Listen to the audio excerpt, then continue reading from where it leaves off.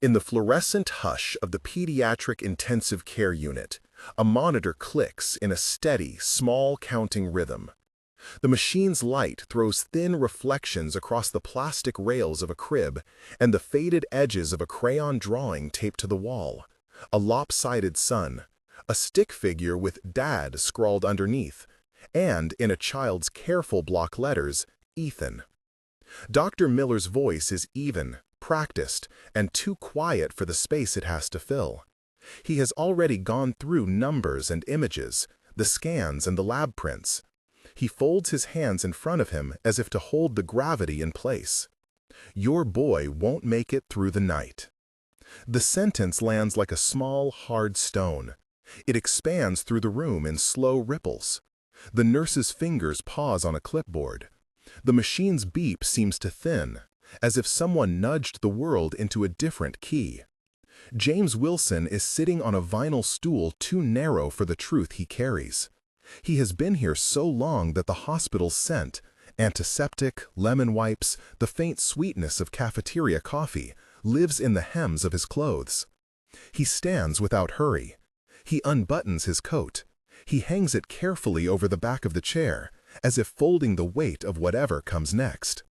Everyone expects some kind of collapse. The broken, wordless sob, a punch at the wall, a frantic, incoherent plea.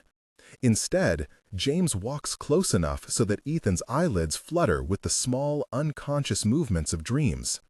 He places both palms on the rail, as if feeling for a pulse that is already known to him. He leans down and speaks as if reading a list, methodical, a voice threaded with a steady grief that doubles as refusal. "Okay," he says. "Okay.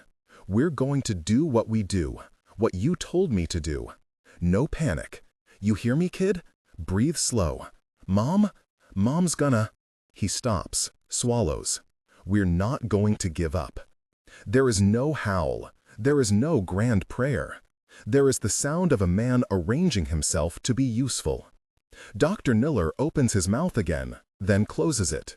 The nurse's pen scratches across a chart. A resident glances at James, trying to reconcile the quiet order with the prognosis. The stunned pause in the room becomes its own kind of witness. It isn't that James denies fear. His jaw trembles at the edges. There are the small tremors of sleeplessness, the scaffolded dark circles beneath his eyes, the calloused fingertips that used to type code and now fold gauze. But his voice has an authority that does not come from knowledge of medicine. It comes from the long training of being the only one someone depends on. "You're not going anywhere tonight," he continues, softer now.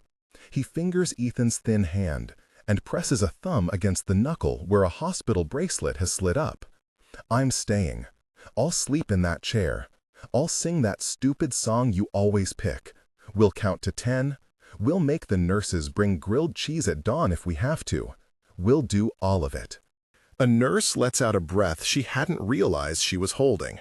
The resident clears his throat and, with the best of clinical compassion, starts listing interventions, timelines, probabilities, the lean, precise scaffolding of medical care. James listens. He nods. He repeats back what Dr. Miller says, not in a way that argues the point, but to make the plan human again. "Okay, we'll do that. When? Who do I talk to? What do I need to sign?" The astonishment in the room is not the drama of anger or the melodrama of surrender.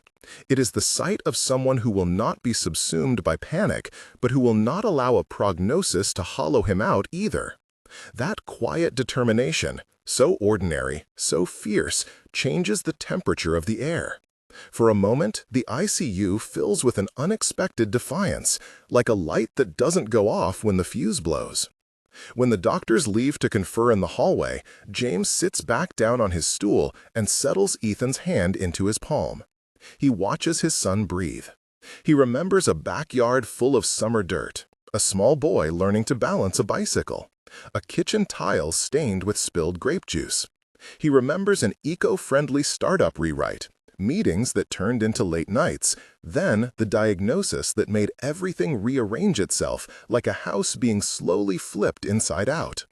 If you're moved by stories like this, Consider subscribing. There are more tales of ordinary courage here.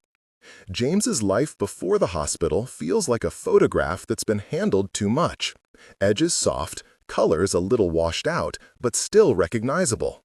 There was a narrow apartment that smelled of solder and coffee, dual monitors throwing code onto his face. He was good at patterns. He could make software do things that felt like small miracles because he had the patience to untangle logic and the stubbornness to keep trying when the system screamed. He had been an engineer with a steady ascent. Startup stock options, raid the kitchen late coding sprints, the small rewards of cups of celebratory coffee when a feature shipped on time. He and Sarah married young, under string lights in a neighbor's yard, laughing about how neither of them could remember who had proposed. They were the sort of couple whose practical jokes tended to be spreadsheets, organized and oddly affectionate. Then Ethan was born. The hospital room was crowded with slung jackets and the kind of exhausted joy that feels as if it will cement everything into place. Ethan's first cry was like an agreement in the apartment, like a new variable introduced into a program that rewrote the code of the rest of their days. Except the agreement came with a caveat no one had expected. From the first week, there were murmured cautions. The doctors, full of the soft certainty of experts who have seen all the shapes of rare complications, used terms that would later hang over James like weather. They scheduled tests. A pediatric cardiologist took them under a different light. Surgery loomed in the language of possibility and careful hope.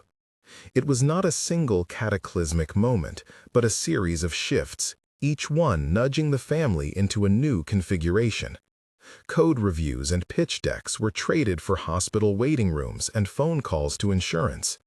James started taking on contract gigs, short, intense bursts of work that paid in fits and starts. He learned to nap inside a warm car and wrote code with one hand while holding Ethan in the other. He gave up the things that were luxuries to the exhausted. He sold his old guitar to pay a copay, pawned a watch that he'd never worn, and later, after bills multiplied like unwelcome software threads, he sold the wedding ring. Sarah could not breathe under the cumulative weight. She loved Ethan, she loved them both, but grief tends to collect in shapes, and people vary in how they carry it. Her fatigue folded inward until it became something that moved against James instead of with him. They argued in the small hours about what counted as care. She wanted more structure, more outside help. He wanted to hold the problem close and keep its solution simple, embodied in extra nights at the hospital chair and counting breaths until dawn. One rain-soft morning, Sarah left with a duffel and a silent apology. She texted when she could. She sent photos of city apartments and a new friend's couch. For a while she visited, in bursts of presence and then absence, enough to keep both hope and resentment tangled. There were more people now with opinions about how to raise Ethan. Pediatric specialists, support groups, an exasperated insurance representative who promised to look into things and never quite found what he needed. This is how James's career unraveled. The startup folded after a round of failed funding. Opportunities that required travel were no longer feasible. He applied for remote work, then for temp gigs that could be juggled around hospital schedules. He became a barista at an early morning chain because the hours matched Ethan's quietest windows, and later a night security attendant at a small office building where the monthly checks padded their bruised finances. He learned to staple together improvised schedules, to file forms for delayed payments, to forge, in the absence of extra hands, what a family could be. There was a scene that persisted in his memory. A Sunday with hospital vending machine coffee and Ethan asleep on a blanket beside him. A cafeteria tray clattered somewhere. The fluorescent lights hummed like a distant generator. James rubbed the aching sleep from his eyes and saw a mother across the room with a child who had not yet learned to be afraid. He thought of the things he'd given up, weekends, career momentum, small conveniences, but also of the things he had gained in the loud, quiet language of presence. He knew how to change a dressing with one hand and how to negotiate with insurance representatives until their polite frustration melted into a promise. He had learned how to row with the tide instead of fighting it, and in doing so, he had become someone who could hold both the baby and the bureaucrat with equal steadiness. The days folded into a rhythm. James learned the staff's names. Nurse Nancy became an anchor, a woman whose laugh was dry as toast and whose competence was a kind of warmth.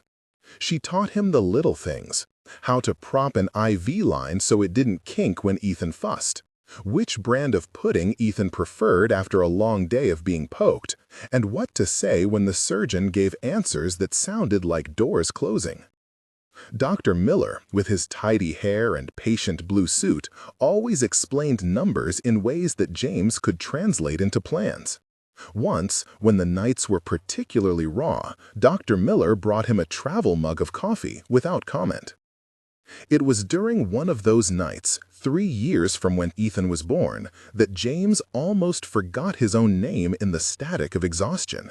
He had been living out of that hard vinyl chair, and his clothes smelled faintly of hospital wash and incense of fried food from a neighboring room. He and Ethan had a routine, a thin, whispered ritual of counting stars from the nursery nightlight, the shaky hum of an old lullaby, and the promise that he would not leave. He called Sarah once, and she answered in a voice made of apology and distance. There were tears, the kind that come and go like weather. James hung up and then walked the ward in the early pre-dawn, tracing the edges of a world that couldn't always be negotiated with logic. It was after one of these long nights that James first met Victoria Reynolds. The meeting should have been unremarkable, a hiring fair in a Spartan room at a local community center. A chance encounter where James, bristled by the need to translate his patchwork availability into something an HR manager might accept, handed over a resume and a tired, honest explanation of his situation. Victoria was 6 feet of contained motion in a tailored coat. Her profile read like corporate predicate: CEO of a firm that built medical devices, philanthropist on paper, a woman who carried grief as something to be managed rather than collapsed into.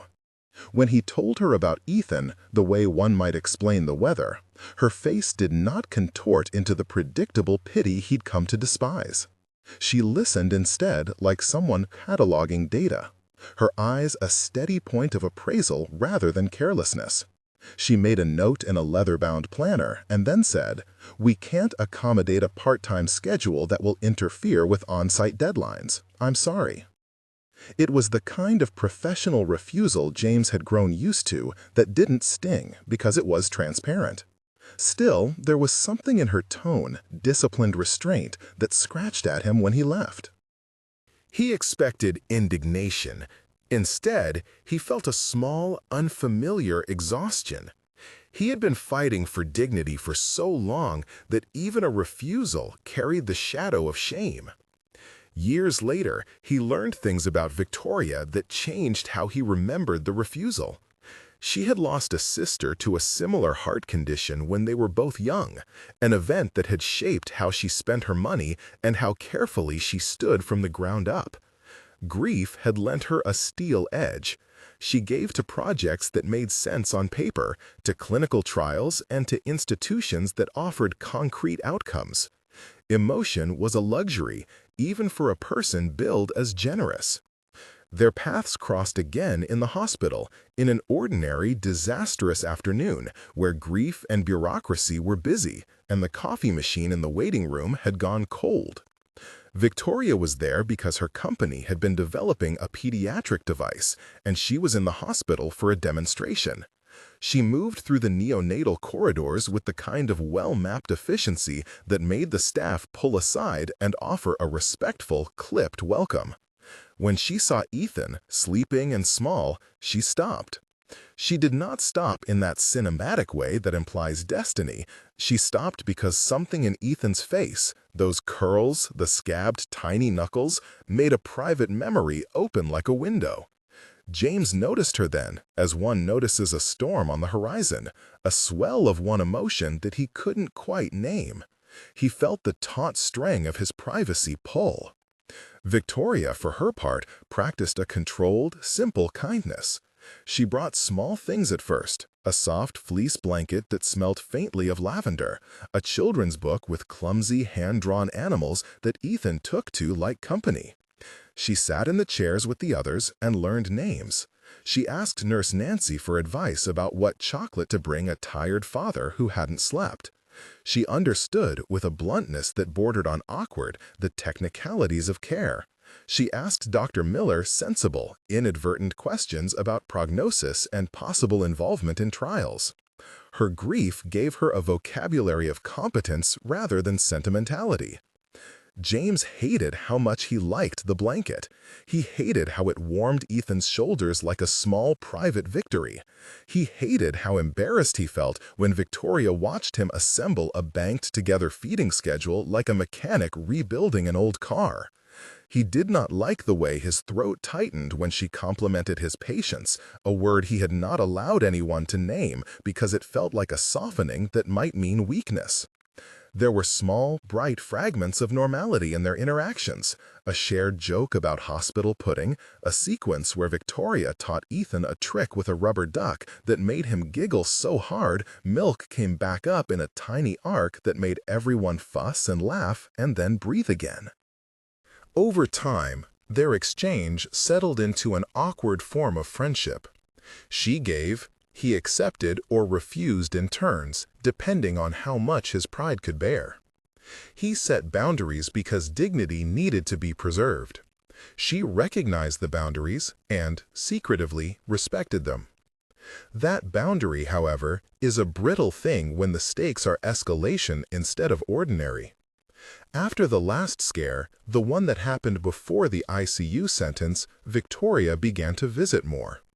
She parked in the visitor lot and then walked the same corridors, carrying coffee that tasted of too much sugar and too many apologies.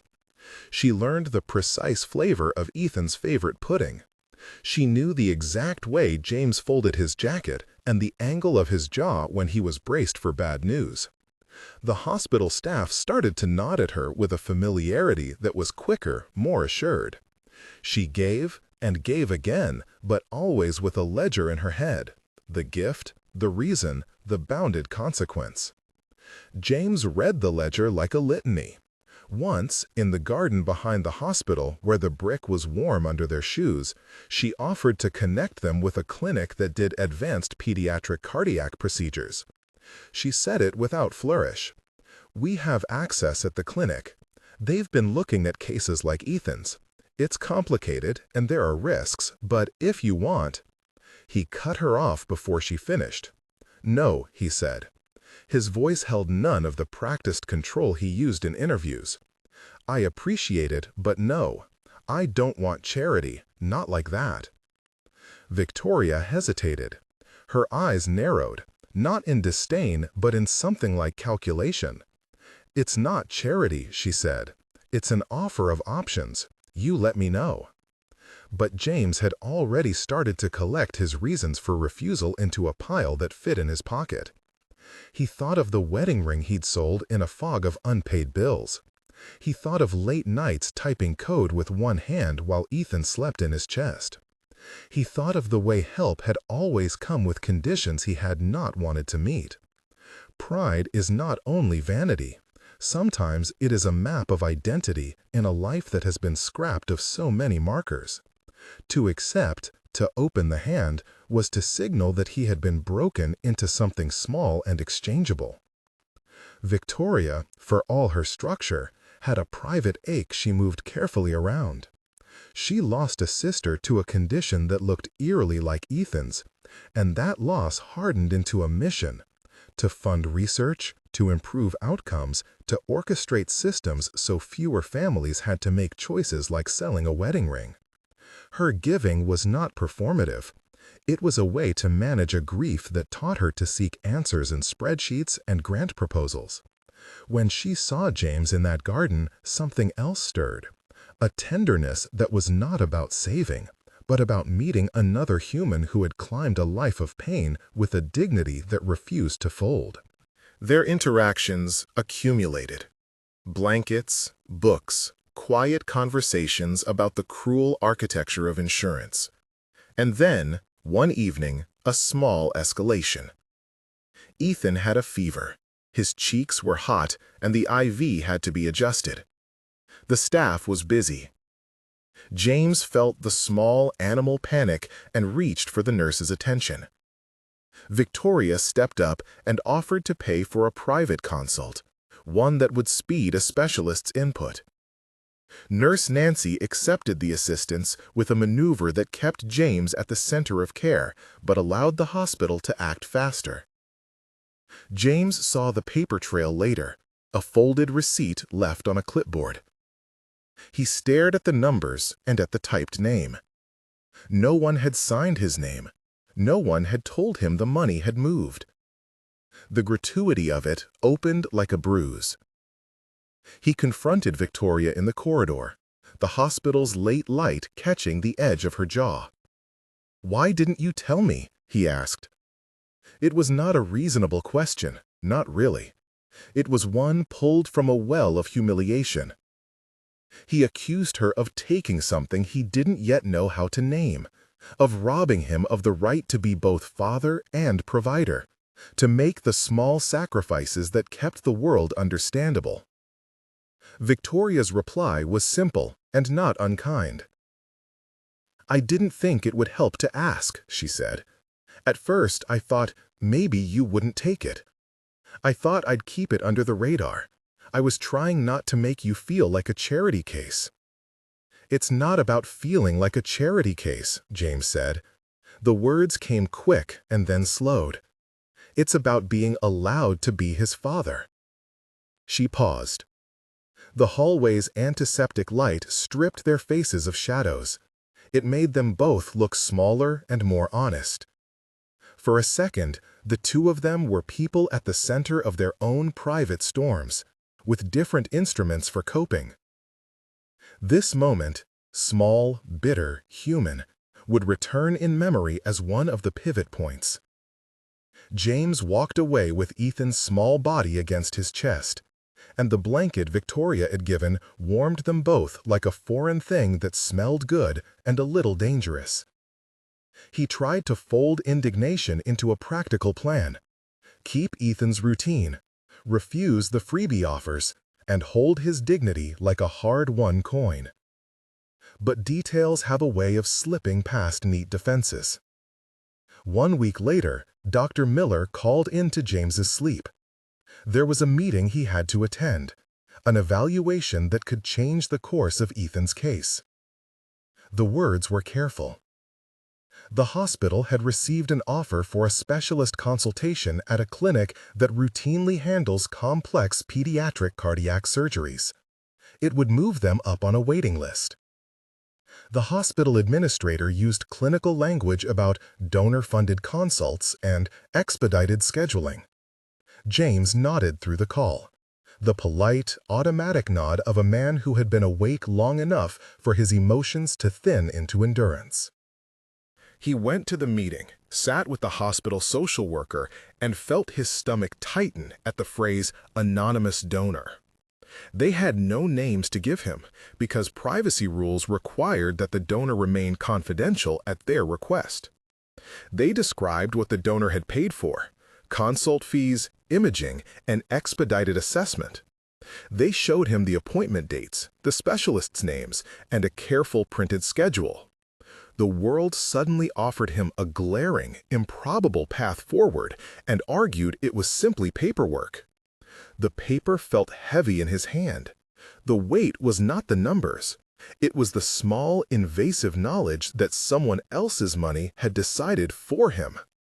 He remembered the garden conversation. He remembered Victoria's steady hands. He felt the twinge of humiliated gratitude, resentment braided with relief. He could accept help if it did not come with the cost of being stripped of agency. But a secret? A decision made without him?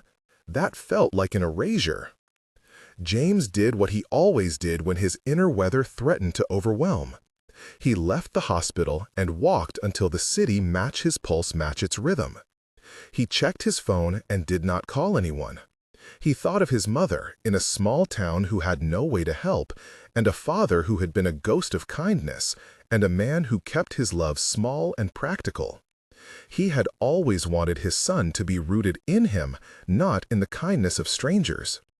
He could imagine the people who would judge, those who would say he should swallow pride for his son's sake, those who would say he was playing at some code of honor that amounted to nothing practical. He could imagine the lawyerly voices who would thread into this. Why not accept? He could imagine Sarah sitting somewhere with a coffee, texting the occasional article about pediatric care and then folding away. But in the quiet of a bench in a public park near the hospital, with Ethan asleep against his chest and a ravenous ache in his ribs, James made a list. He ran through the things he could control: sleep schedules, medication timing, the exact way he monitored feeding tubes. He wrote a string of small promises on a strip of receipt paper, a private covenant, if not an affidavit. He would not abdicate. He would not refuse help because of pride alone if it was for Ethan's survival. But he would not accept being shuffled aside in the name of good intentions either. That night, back in the unit, the monitor kept time. James sat in the chair, the blanket around both of them. He hummed a song Ethan liked, a staccato thing that belonged to no one's tradition but their own. He thought about the woman with the leather-bound planner. He thought about Nurse Nancy's quiet competence and Dr. Miller's medical calm. He thought about the names on the printed consult list and what it meant to have the world offer assistance without his voice in the decision. Outside, the city's ambulance lights moved like distant bioluminescent markers. Inside, people folded into inevitable duties. James slept in short, merciful bursts. In the hallway, a cleaning crew wheeled a cart, and the soft rumble of a floor buffer hummed like an engine. He dreamed, briefly, of software that could solve hunger, and then woke up angry at himself for wishing for an algorithm to fix a child's body.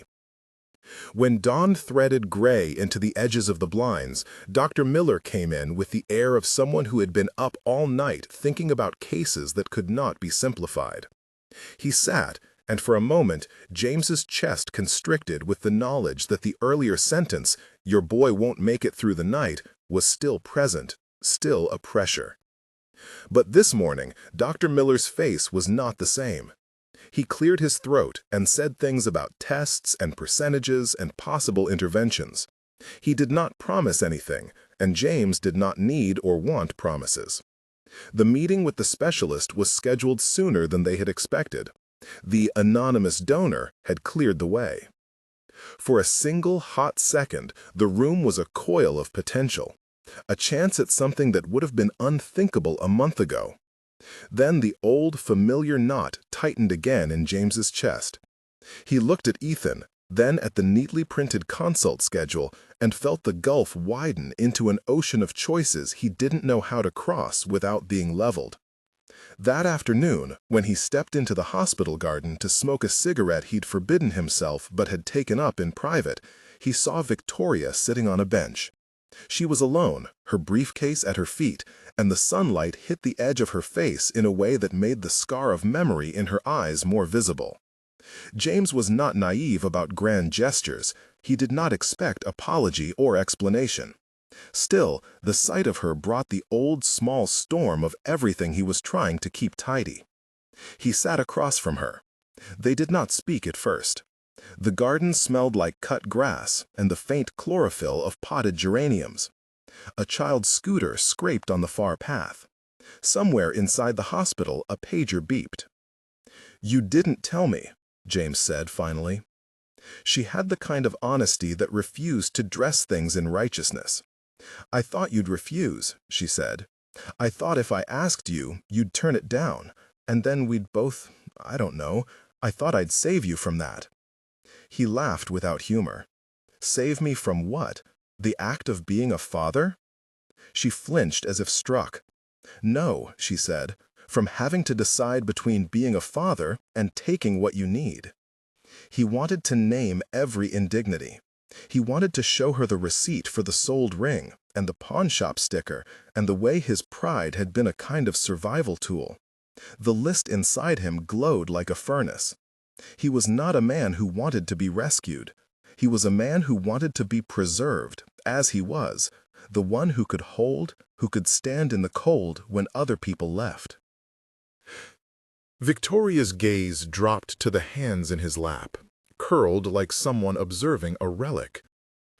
"I lost my sister," she said softly. "I've watched families go under because they didn't have access to things that would have made the difference. I've spent a lot of nights thinking about what I could do that felt like action instead of regret."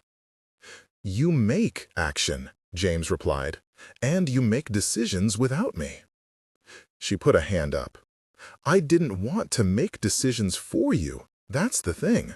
I wanted to make them for the situation. I thought, maybe wrong, maybe foolishly, that edging the system was kinder than asking you to swallow something that could be humiliating."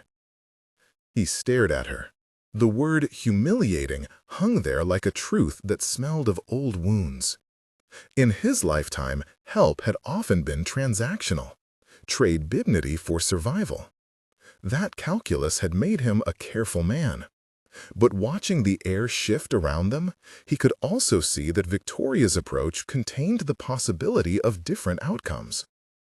"What if," James said slowly, "your idea of kindness doesn't match mine?" "Then tell me," she answered. "Tell me you'd rather we keep our hands off." Her voice was gentle, not the clipped CEO cadence she wore for meetings. "I'll step back." He wanted to keep his son's future a thing of his own making, but the rawness of the last week had a way of making philosophy brittle at the edges. They argued in the language of ordinary people, over the ethics of proxy generosity, over the dignity of the father, over the architecture of help. It was a careful, dangerous conversation, the kind that could either make them allies or carve sharper borders. At the end of it, James rose. He folded the blanket more snugly around Ethan and looked at Victoria with an expression that was both invitation and warning. "Let the hospital do its job," he said, "but nothing else without me. Nothing." Victoria nodded. "Nothing without you," she repeated. He walked back into the unit, and somewhere inside his chest, a small, fragile truce had been established. The following days moved through routine and anxiety in equal measures. Consults and scans, appointments, medication adjustments. Nurses came and went with the streamlined professionalism that kept many small dramas from bleeding into one another. James kept a schedule taped to the inside of his jacket, with times and phone numbers and reminders about Ethan's feeding. He learned the exact cadence of the intravenous pump and the soft, almost inaudible way a particular surgeon would say, "We'll see." But secrets have a propensity to leak through the seams of intention. One afternoon, James found a slim manila envelope tucked under Ethan's chart. It was labeled with a patient coordinator's handwriting and contained a receipt, stamped and precise, indicating that an expedited consult had been paid in full by an anonymous donor. The line item was there like a fingerprint. He looked up at Nurse Nancy, who paused in the doorway with a face that registered something like apology. "They asked for confidentiality," she said. "Hospital policy. Donor requested anonymity." "Who?" James asked. "I can't say," she answered, the professional calm returning. "But it's allowed us to move your appointment up." He clutched the envelope as if it would dissolve. The knowledge that someone had moved on his behalf without asking cut him in an old place. He felt betrayed, but also relieved, an impossible knot of feeling that made him dizzy. That night, instead of sleeping in the chair, he packed a bag. He did what he had not done in years. He checked Ethan out against the nurse's softer advice and walked out into the humid city with his son wrapped against him like a secret. He did not tell Victoria. He did not want to have to accept anything explained by someone who had already, in their judgment, decided for him. Outside, the street smelled of summer grease and distant rain. He walked until the noise blurred into a hum. And at a bus stop, he sat on the bench under a flickering light and listened to Ethan breathe. He felt both the smallness and the enormity of what he had done. He had chosen autonomy in the face of an offer that might have been the difference between a long life and a shorter one. He did not know if he had done the right thing. He only knew the thing he had to do right then: protect the place in his son that needed him to be present and whole, not a man complicated by charity that felt like erasure. Inside the hospital, a different cast of decisions swirled. Administrators discussed the donor's stipulations. A social worker emailed the details to a lawyer who had advised on fiduciary protocols for anonymous gifts. Victoria, on her end, sat in her office and wrote a check that would make the consults and pre-op evaluations move faster than the calendar had planned. Her grief threaded into her fingers like a cold mire. She wanted to act. She wanted to do something that had measurable effect. She did not know how to move the man she'd come to respect out of the place where pride and protection had made him stand so stubbornly. That night, with Ethan asleep in a borrowed chair in a church basement because the hospital had limited space, James stayed awake and thought of all the things that were now possible and forbidden. He thought of the lawyerly phrase "anonymous donor" and how it had stripped him of his chance to answer. He thought of the time he'd patched together code that tied together disparate systems and made them work. He thought of how little he now trusted systems to align with human dignity. At dawn, a hospital pager woke him. Dr. Miller wanted to see him. James felt the familiar lurch that precedes new crises. He dressed, tucked Ethan into the crook of his arm, and walked back into the building whose corridors were now as familiar as the lines on his palm. In the lighting of the ICU, the monitor's blink counted away the moments as if they had no preferences. James wheeled Ethan into the room as if to present him again, like a man who held a claim to love and to responsibility. He took up his small place beside the bed. When Dr. Miller looked up at him, there was a flinch of sympathy that James felt the way a muscle tightens before a sprint. "There's a surgeon who will consider a more aggressive intervention," Dr. Miller said, "but it is high risk." James nodded. He had long ago accepted risk as part of the territory. He listened to the terms and the probabilities, and while the words clattered like stones, James's resolve threaded itself into a new shape, one that refused to displace him as the primary guardian, even as he weighed the offers laid out by people who had money and influence and the desire to fix things. The tension between his pride and his son's need was not a lesson to be solved. It was a lifelong draft he would never fully finalize.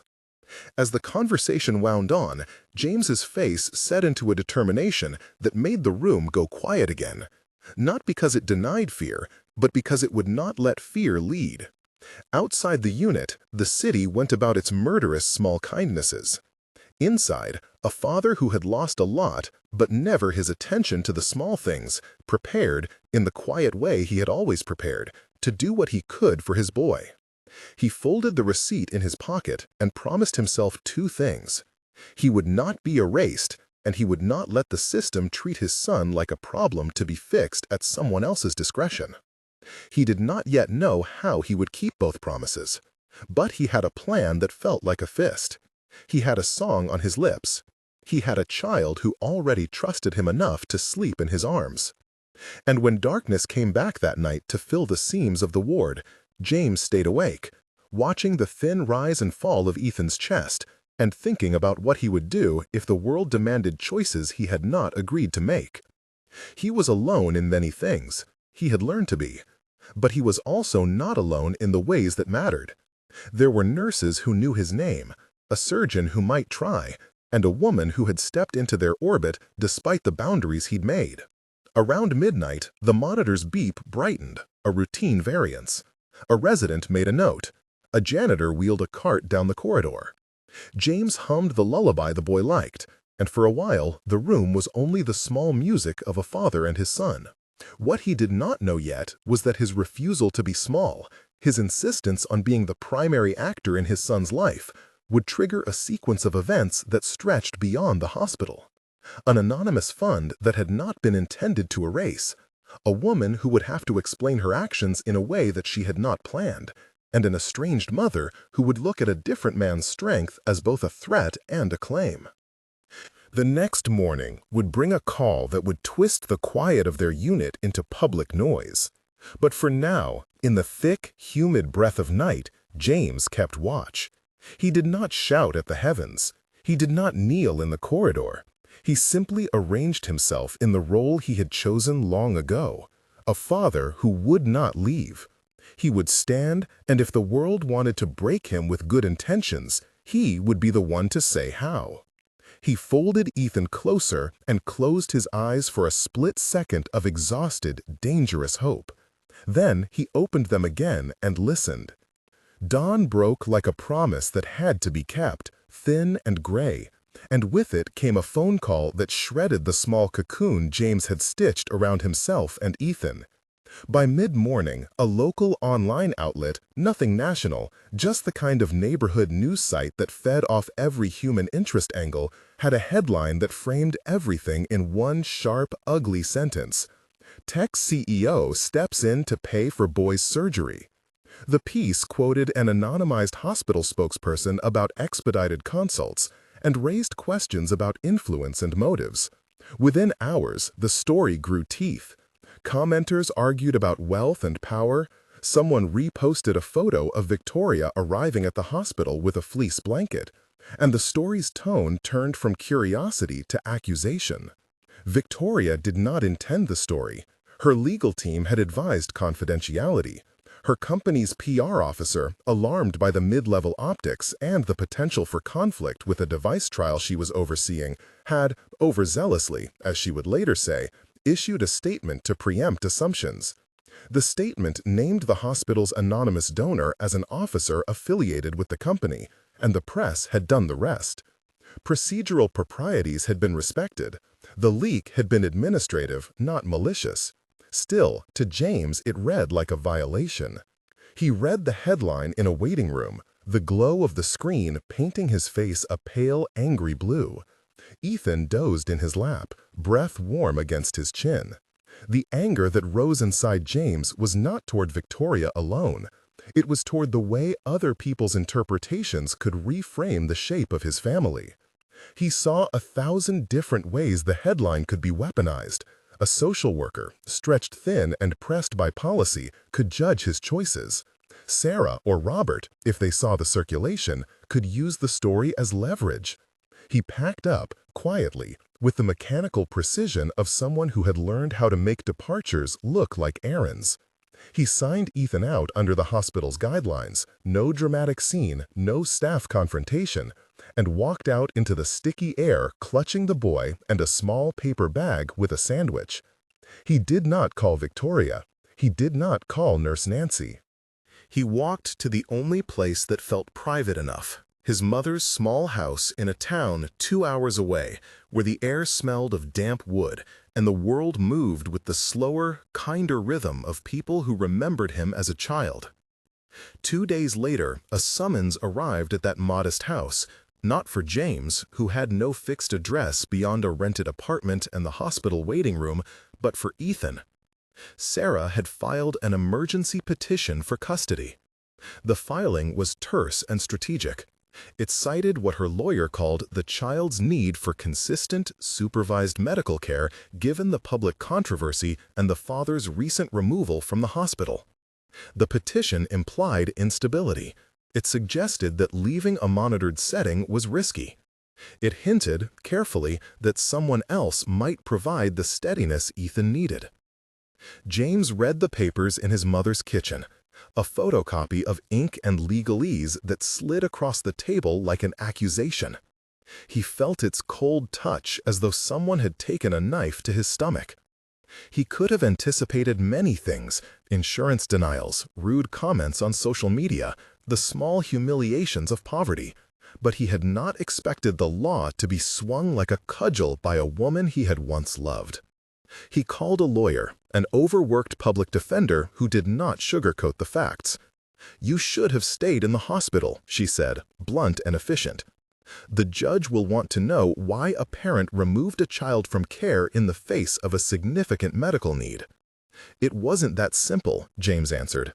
He thought of the printed consult schedule that had arrived without his signature, of the stair-step humiliation that had preceded the decision. "I know what I'm doing with him. I know what he needs." "You may need witnesses," the lawyer said. "People who can say you were competent, that you were present. Also, if there's a public story with a donor attached, that can complicate perceptions.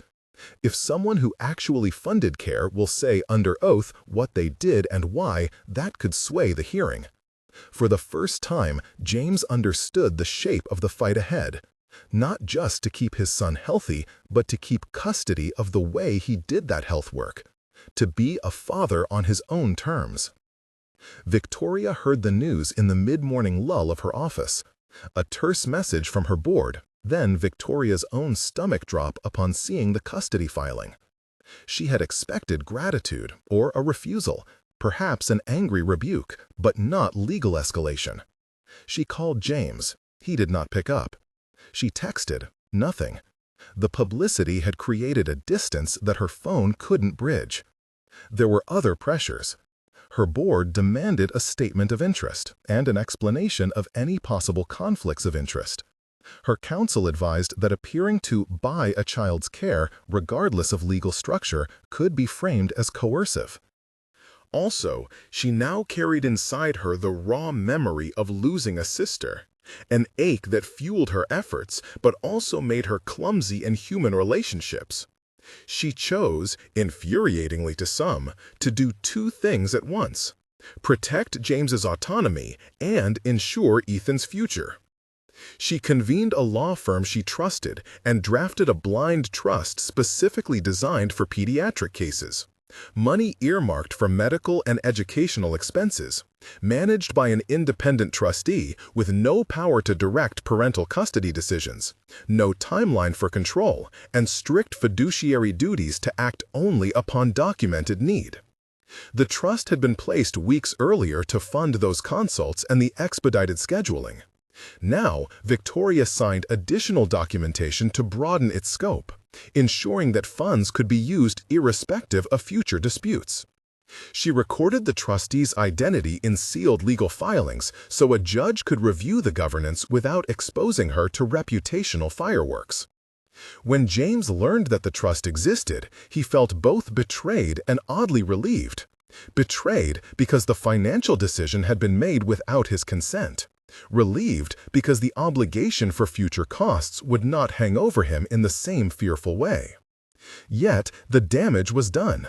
Sarah had used the headline in her filing, and, striking while the iron was hot, she secured an emergency hearing date.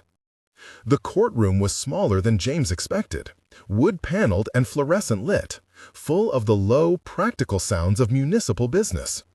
A bailiff called the calendar, and then the matter was up. Sarah sat beside her lawyer and beside Robert, who wore a suit the color of careful intentions. James arrived late, breathless, with a nurse who had driven him from his mother's house out of goodwill, and with a small stack of notes, contact lists, night logs, a petition sheet signed by hospital staff and neighbors. "Your Honor," Sarah's attorney began, voice even, "this petition is filed on the grounds that the child has been removed from supervised care in a medically precarious time, and the parent, Mr. Wilson, has failed to communicate his plans or to provide assurances. We ask the court to grant temporary guardianship to allow consistent care while the child's medical team stabilizes the situation." The judge listened, eyes patient. He had in front of him two stories that both claimed to be true. He asked for immediate evidence of medical instability. Dr. Miller was called first, on the stand in a blue suit that no longer made him seem like a bureaucrat, but rather like a human professional who had sat with this child through nights and scans. He spoke in plain, decisive terms about Ethan's needs, about the clockwork of care. He described nights James had stayed, how he learned dressing changes, coordinated with the night pharmacy, and the meticulous notes he kept. He recounted, without flourish, the consult schedule and the hospital's role. "Mr. Wilson has been present. He's coordinated with us." He hasn't always demonstrated legal knowledge of every nuance, but he's made the critical decisions at the bedside, Dr. Miller testified. When he signed discharge forms last week, he did so with an understanding of the risks. He has been, and remains, the child's primary caregiver. Nurse Nancy came next. She slid into the witness chair and, for a moment, let the weight of the ward settle into her. Her testimony was a sequence of small things that added up. The nights James kept the IV line from kinking. The way he woke at a whisper when monitors changed tone. The exact flavor of Ethan's favorite pudding, and how James knew to bring it when clinics were long. She spoke of the time he had written down every medication's time in a dog-eared notebook in his jacket pocket. Her voice was matter-of-fact. That clarity made James's case feel less like a plea and more like a ledger of stewardship. When Victoria sat down to testify, the courtroom shifted.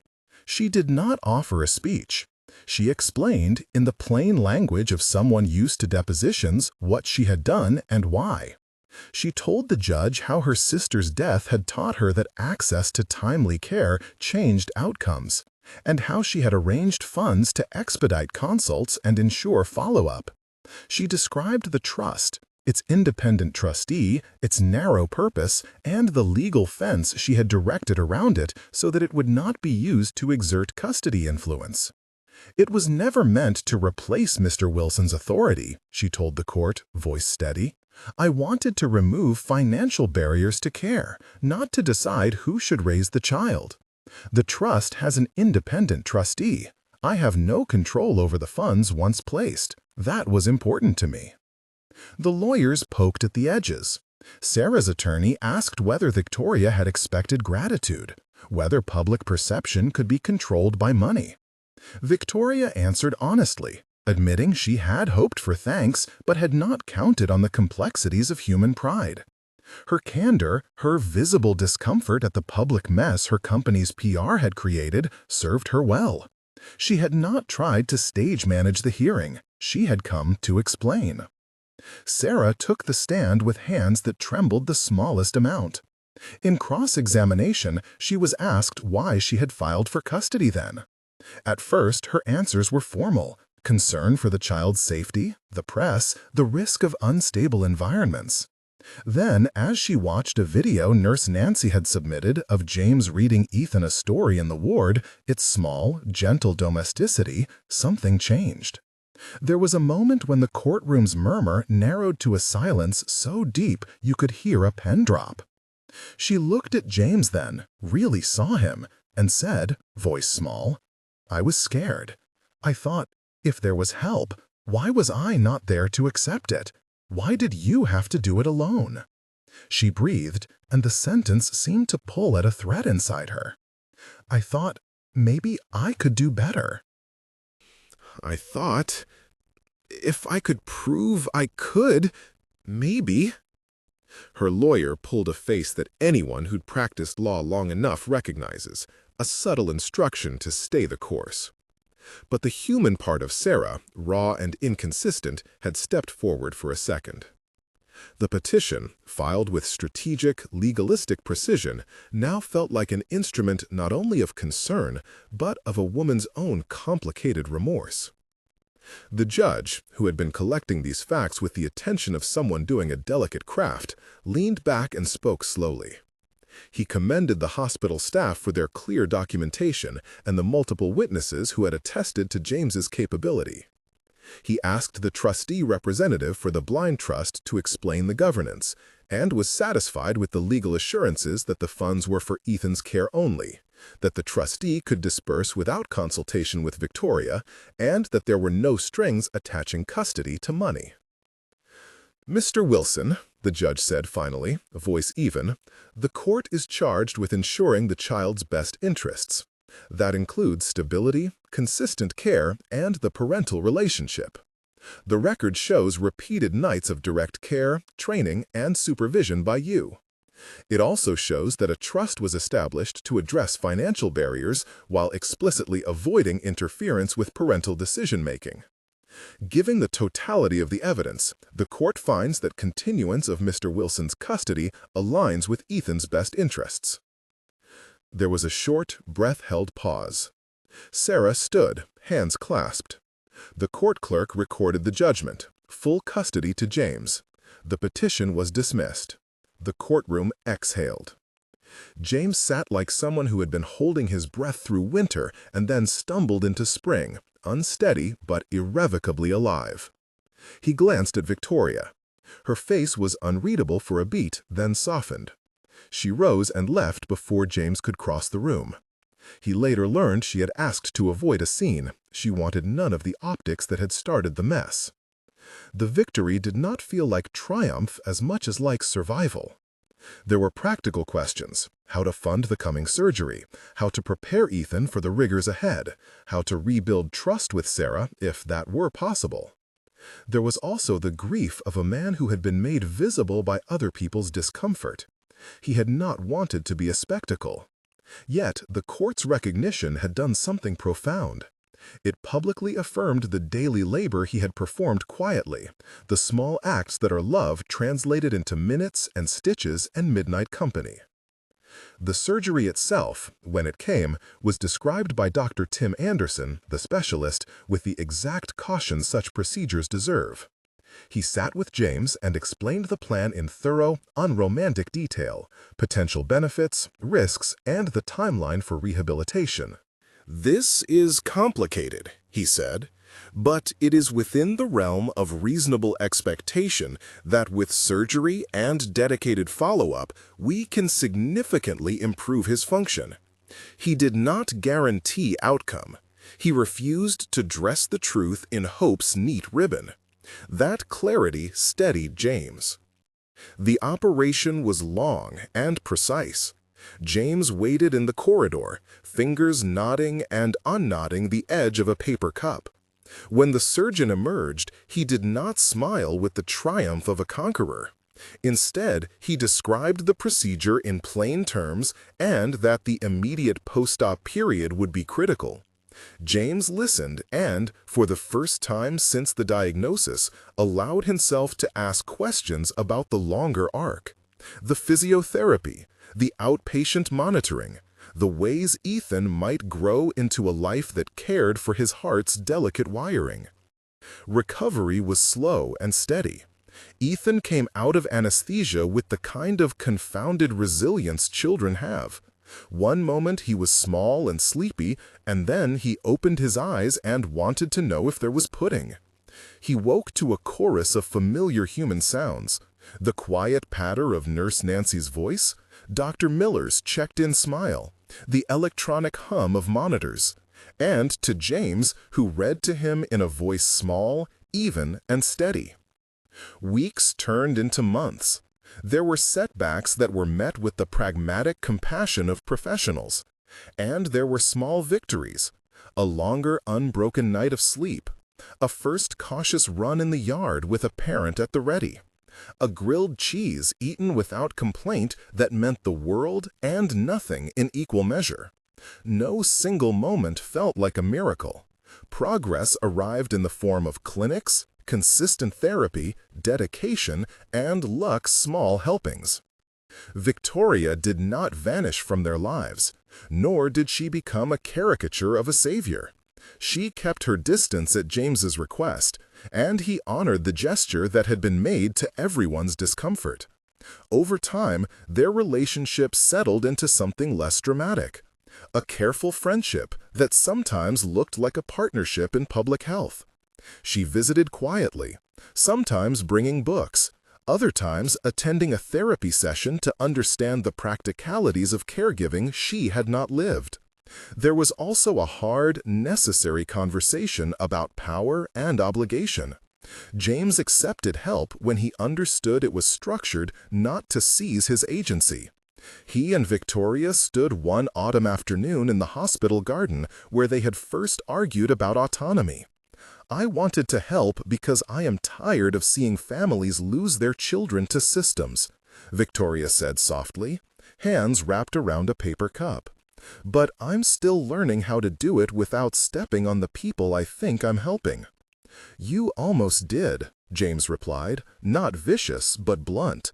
You almost made it about you. She nodded. I know. I'm sorry. The apology mattered less than the new boundary.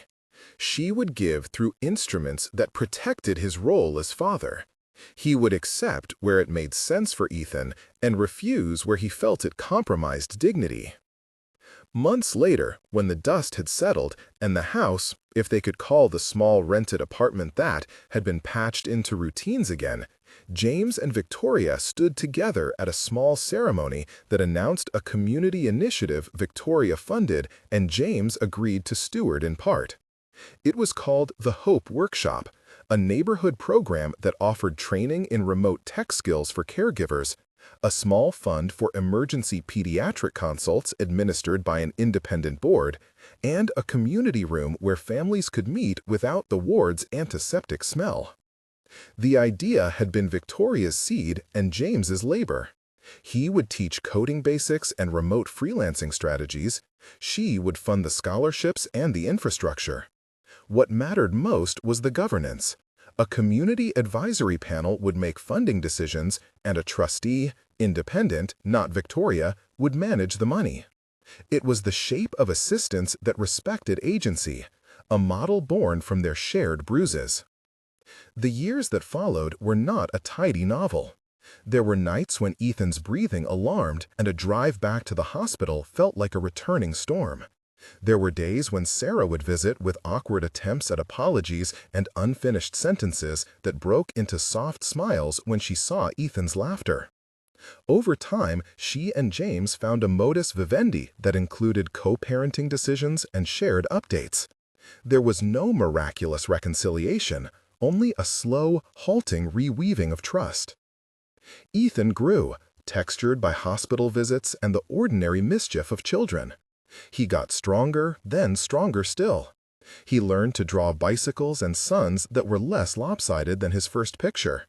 He learned to count to 10 in the voice James had taught him in the ward. On his 5th birthday, an event that felt like a small, incandescent miracle, but one grounded in months of therapy and careful monitoring, there was a party in the public garden, the same brick path where James had once sat across from Victoria. Friends and neighbors gathered. Nurse Nancy in a bright cardigan that didn't quite hide ink smudges on her fingers, Dr. Miller, who arrived late and with bagels, a few of James's former colleagues who'd sent messages of support, a cluster of families that had benefited from the workshop's classes. Victoria came with flowers and a stack of donated children's books. She hovered at the edges until James caught her eye and nodded. She then moved closer, offering a hand that James did not refuse. The party was a collage of small things that mattered. Ethan's favorite pudding on a paper plate, a stack of paper crowns, a bicycle with training wheels that James had bought secondhand and sanded until the paint shone like new. Ethan drew with crayons at a picnic table, scrawling "Dad" under a stick figure with messy hair. At one point, he ran up and threw his arms around James's legs, and then, after a pause, ran to Victoria and hugged her too. The kind of child-led affection that does not yet parse adult complexities. James watched all of it with a face that had been through weather. There was a look in his eyes that was not simple happiness. It was a recognition that the life he had built, imperfect, contested, stubborn, was real. Victoria stood beside him, and for a second their shadows fell together on the grass like two halves of something unfinished. She said nothing dramatic. She touched his shoulder lightly, a polite contact that carried years of meaning. He returned the touch. It was not the operatic resolution of a romance visited by destiny. It was the beginning of something patient. In the months that followed, the workshop became a small fixture in the neighborhood. James taught evening classes on remote communication tools and asynchronous freelancing, helping parents who could not leave home to find steady, dignified work. The trust funded emergency consults and a small scholarship fund for specialized therapies. Victoria used her networks to push for policy conversations about how to ensure families did not have to sell heirlooms to pay for life-saving care. She testified before a local council on creating funds that preserved parental agency, a talk she framed with the candid confession of her own errors. Their family remained unconventional. They did not marry or cohabit with tidy labels. What formed was a lattice of chosen commitments.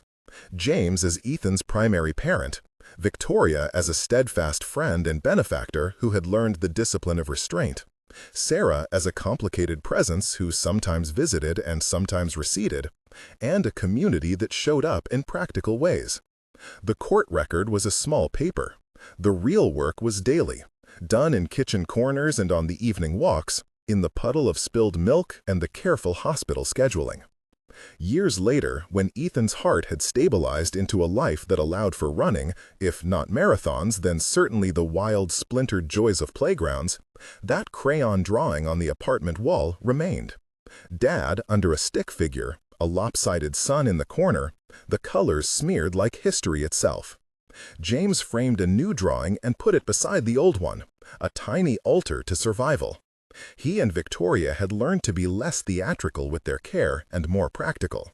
Meetings about trusts and governance, then a quiet conversation about whether to adopt a rescue dog someday. One evening, years after the ICU's fluorescent hush, James stood in the doorway while Ethan climbed into bed. The room smelled like toothpaste and rain, a boy's nightlight painting soft amber shapes on the wall. "You know I'll be here, right?" James said, a reiteration of a vow made in different language. Ethan, who had learned to keep fear small, nodded solemnly. "I know, Dad. You said it. You always say it." James kissed his forehead. "Always," he said. Outside, the city moved on. Lit windows, late buses, enough small, ordinary trouble to keep people humble.